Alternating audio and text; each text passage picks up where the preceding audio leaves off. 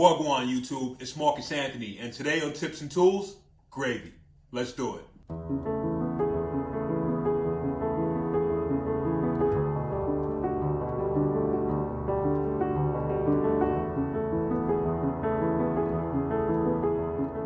A delicious homemade gravy. Let's take an onion, rough chop. Don't worry about the skin. Everything is going to go into your stock pot. So we don't have to waste time taking skin off, garlic in. This is also the opportunity to take all of the undesirable vegetables that you have in your fridge that may be a couple of days past their prime peak freshness when you want to eat them straight up, put them in your stock. So give them a nice chop. This is your opportunity to not contribute to food waste, right? Let's talk leeks. Allium family. The top of the leek, a lot of flavor here, but it's super fibrous. So the way to not waste this and get the most out of your leeks is to put it in a stock. When you cut your leek, a lot of different layers, and these layers are where the dirt and sand get into because it grows out of the ground. So super important that you pull your leeks apart and you rinse them from the inside. Bring them back to your board, clean leeks. That, don't have to dry them, right in. Spill some more flavors. Portobello mushrooms that I have, in. Nice red pepper.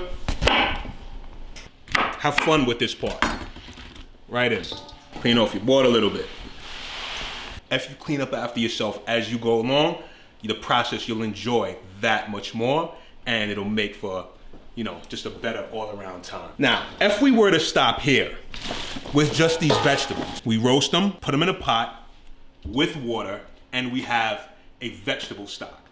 In this case, I have some leftover chopped up pieces of turkey here. I have the backs from chickens. Save your backs, put them in a Ziploc bag in your freezer. When it's time to make a pot of stock, you have your leftover parts already. Food waste, huge problem in this world, right? If we continue to save the things that we need, we won't have to go out and buy a whole other chicken just to make some stock or gravy, right? So what we do now, cut some fat away.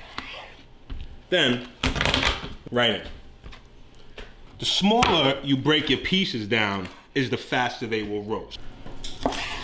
Boom, boom. A little pro tip of mine, 1 part vinegar, 3 parts water. As I cook, I spray things down.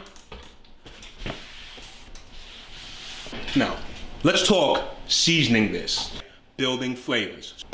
All beautiful flavors in the matte dry brine. This is what we're gonna use as our base layer to season everything. Lube everything up with some olive oil. Dry brine, right? So, heavy on the dry brine. Give it a toss. Remember, the more you rub, the more love. Huge roasting pan. You take them, spread it out, not overcrowded. Let's go right into a hot 450 to 500 degree oven and roast these off. Your vegetables have been in the oven for about 45 minutes to an hour, depending on how hot you had your oven. If your oven was on a lower temperature, it'll take more time to get to the brown color that you want. If it's at a higher temperature, it'll get there quicker, but you also have to look to make sure you're not burning things. So let's see where we're at. So here we have beautifully steamy roasted vegetables. We want all of this caramelization. That means flavor, right? So now, let's dump this into our stock pot. Get everything right into a corner and go right into your pot. And I always suggest keeping store-bought stock around, like this.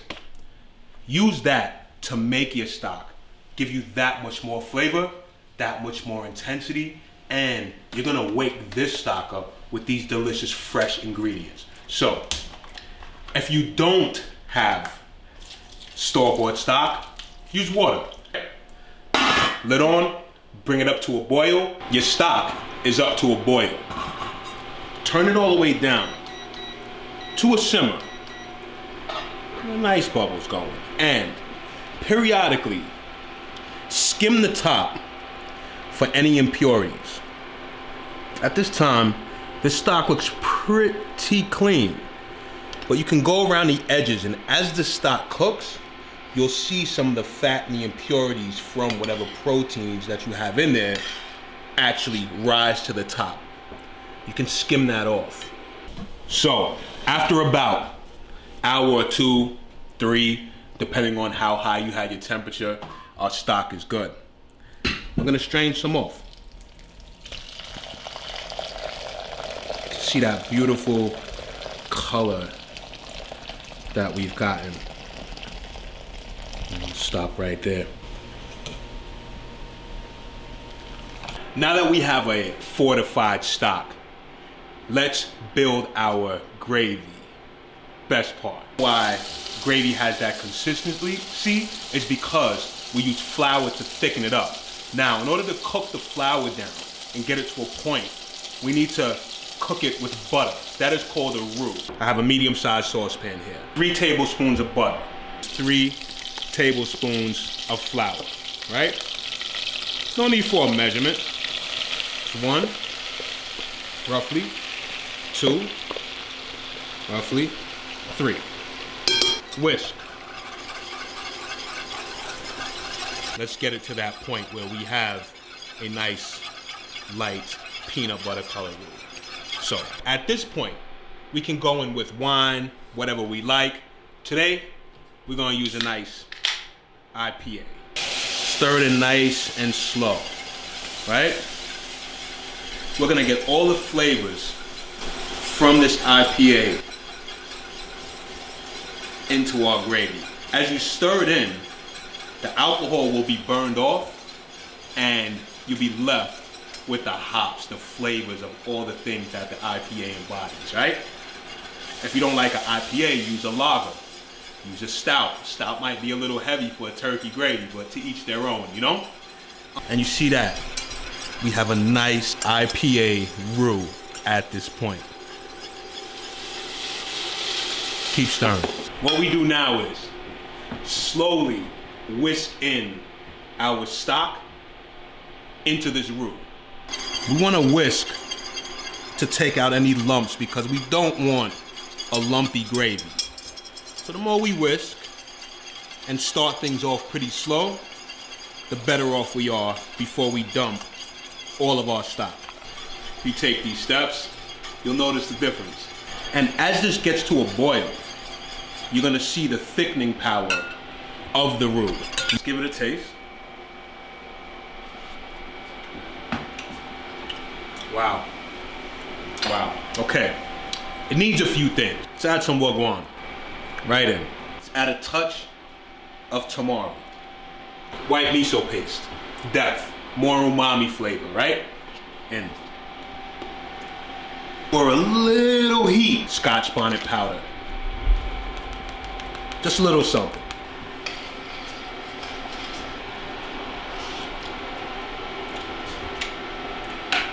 Delicious. Delicious.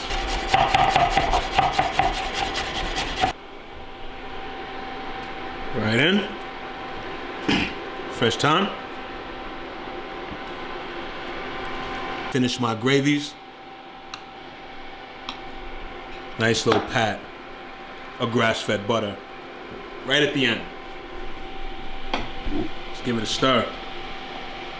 At this point, you can always customize your gravy the way that you like it. You might want to put some, I don't know, some vinegars in there, some lemon juice, some acidity, some apple juice, some orange juice. Totally up to you. It's your gravy. Enjoy the process of cooking it, you know? Give yourself the time. Gravy, it's done. It's delicious, it's seasoned. You can take this right to your Thanksgiving table. Serve it. Be kind. This world is crazy. You know, find your sanity.